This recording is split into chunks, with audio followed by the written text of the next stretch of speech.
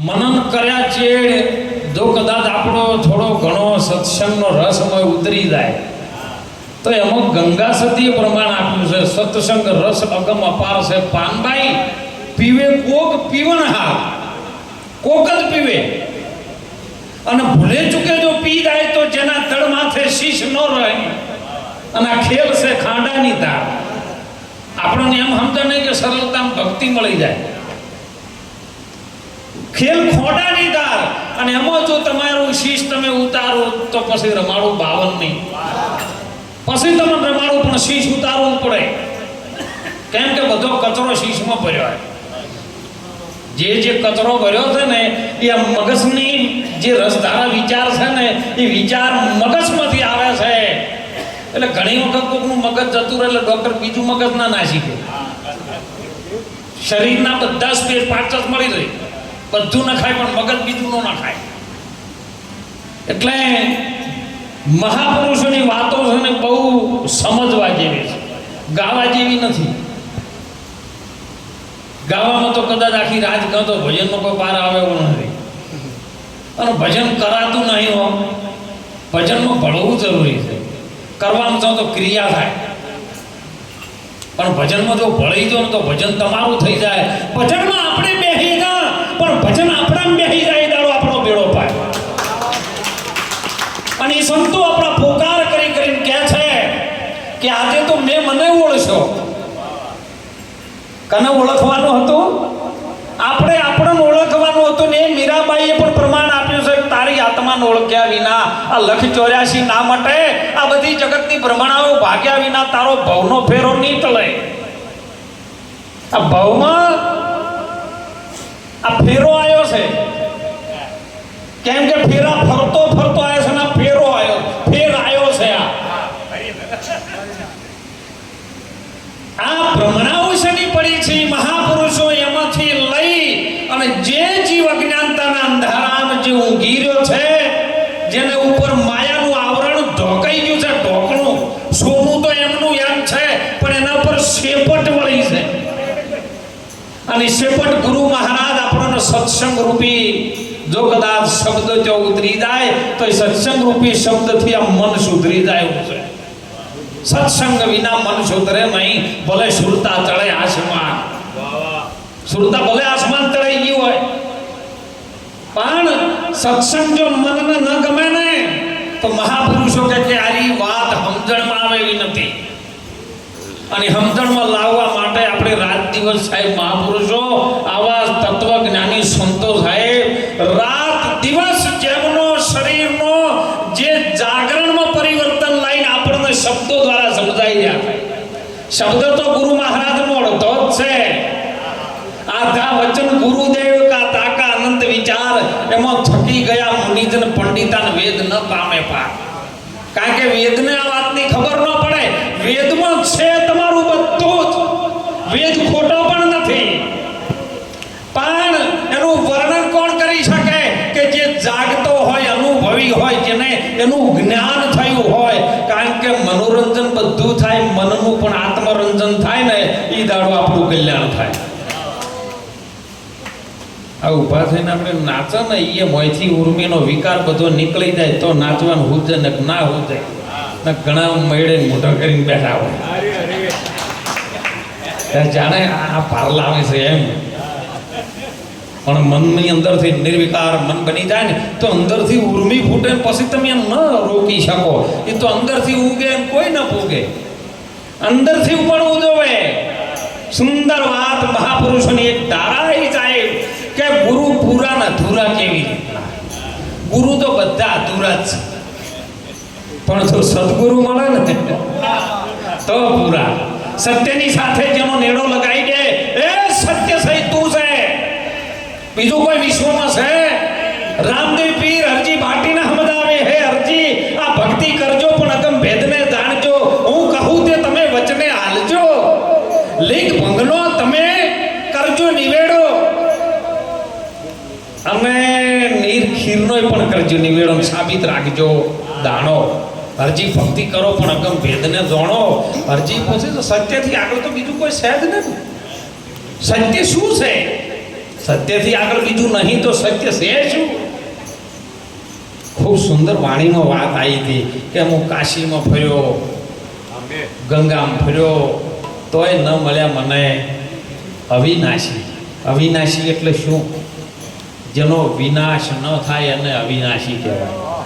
તો વિનાશ શનો નથી થતો એમ તો કહો, અને શનો થાય છે? હું તો કહું છું તમારા શરીરમાંથી જરાય એક તત્વનો પણ વિનાશ નથી થતો. લો,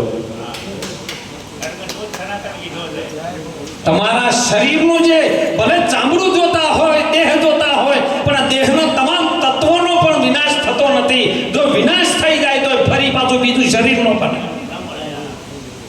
કારણ કે પવન પવનમાં ભળી જાય, અગ્નિ અગ્નિમાં ભળી જાય, પૃથ્વી પૃથ્વીમાં, પાણી પાણીમાં, આકાશ આકાશમાં ભળી જાય છે. જેમ છે એમ વધે ઘટે ને રાખે બરાબર. વધતોય નહીં, ઘટતોય નથી, એને બરાબર રાખી દે સમતોલ. સર્જન ને વિસર્જન ખાલી પુનરાવર્તન થાય. અને આ છે એને ઓળખવા વાળો તું છે. અને એટલે શાસ્ત્રોમાં, વેદોમાં કીધું ગહમ બ્રહ્માસ્મિ. બ્રહ્મની અસ્થિ, બ્રહ્મની અંદરથી નીકળેલી એવી કઈ શક્તિ છે કે જેને જાણવા માટે આખું જગત જોઈ રહ્યું છે. સુંદરમણ વાણી વાત કરી હતી કે ઉમિયાજીને વજો છે ઉમે 3 નર પ્રગટ કર્યા. 3 નર, રજોગુણ, તમોગુણ ને સતોગુણ, જેને આપણે બ્રહ્મા વિષ્ણુ મહાદેવ કહી શકીએ છીએ. સંતોની ભાષામાં બ્રહ્મા વિષ્ણુ મહાદેવ છે. બ્રહ્મમાંથી ઉત્પત્તિ થઈ છે. અમથી બ્રહ્મ ને બ્રહ્મથી માયા. માયા એ જ શક્તિ છે. પણ એ શક્તિ કેવી રીતને છે એને જાણવા માટે એમાં વચ્ચે ગુરુની જરૂર પડે છે. ગુરુ બિન જ્ઞાન ન ઉપજે, ગુરુ બિન મિટે ન ભેદ, ગુરુ બિન સંશય ન ટળે. ભલે ને વાંચો 4 વેદ, વેદ વાંચીને આપણે બેસી રહે ખરા, જ્ઞાન થાય ખરા, પણ એ બધું પોપટીયું જ્ઞાન પરથી હોય. હે એટલે તો સંતોએ કીધું છે, સંતો રે ભાજી ફોકટ ક્યો નસે તમારા. અરે પૂજારી ના ઓશિયાણા, દેવ બેઠા સિયામાં કોણ કરે છે રખવા. દેવ ન કોડીએ તો પુત્ર સાથે ભાઈ, એ કોણ કરે છે એ જવાળા સંતો ભાઈ. ફોકટ ક્યાં નથી તમારા. જ્યાં સુધી દેવ ન ઓળખાય, જો તમે તમામ ઓળખી દો તો બ્રહ્માંડમાં તમારા સિવાય બીજું કોઈ છે નહીં. ભગવાન કૃષ્ણજી જે વખત ગીતા જ્ઞાનની અંદર સાક્ષી કે છે એ અર્જુન હોય ની અણીથી કાણો પાડો ને એવી જગ્યા મારા નામ વગર ખાલી નથી. સાક્ષી વાપરવી જોઈએ. અને સાક્ષીનું પ્રમાણ ન આવે તો આપણી વાત ખોટી પડે. અને રવિરામ બાપુએ પણ કીધું, પિંડરે બ્રહ્માંડમાં જોઈ લો તપાસી, રામ સમોવડ બીજો. પણ આ રામ કેવી રીતનો છે એને જાણવો જ ખરા. આ તો આપણે બધા કહીએ છીએ હે કે સદગુરુ ચરણે નમો, માગું પ્રેમ પ્રસાદ, દયા કરીને મને દો, હેતે હરિરસ અમૃતનો સ્વાદ. અમૃત અમર પિયાલો મારા ગુરુજીએ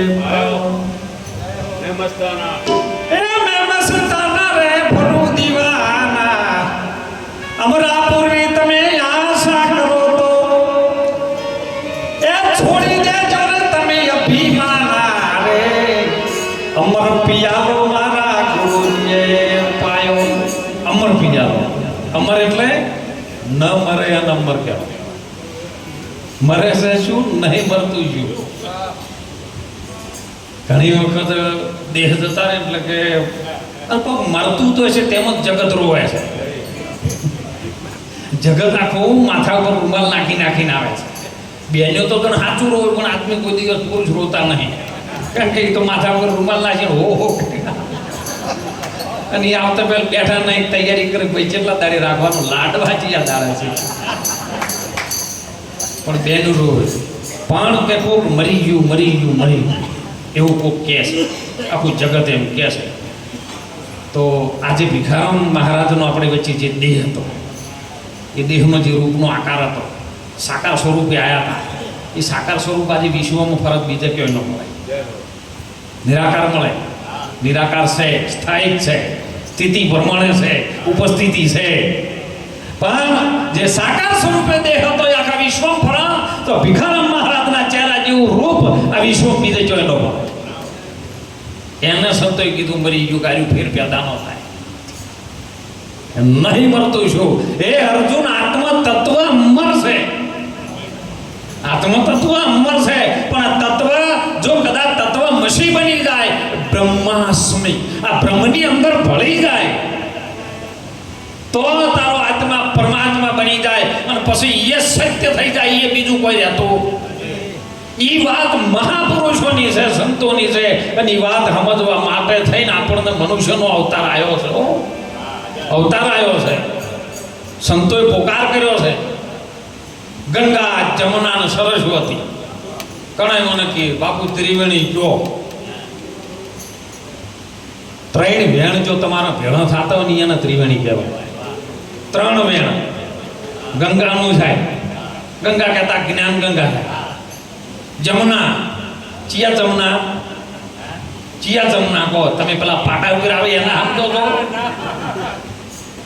આવે છે ઈ જન્મ છે ને જાય છે અંદર શ્વાસ રૂપે મરણ છે બે ભેળો થઈ જમશે જમુના અને સરસ્વતી જે સરસમાં વતી જાય છે ઈ પરાપરથી વાણી આવે હમણે કીધું તું વાણીમાં આપણે ત્યો પરાપરથી આવે વાણી પછી થોથા પોથા ભરે પાણી અને પ્રકાશ ઉભી વાટે પછી સુરતા જેની લહેર લે છે આ તૈણેનો એક ભાગ જો ચોથા પદની અંદર જ્યારે આવી જાય અને એ કણ તમે જો એ ત્રણ વેણ ભેળા થાય અને ઈ છે આરો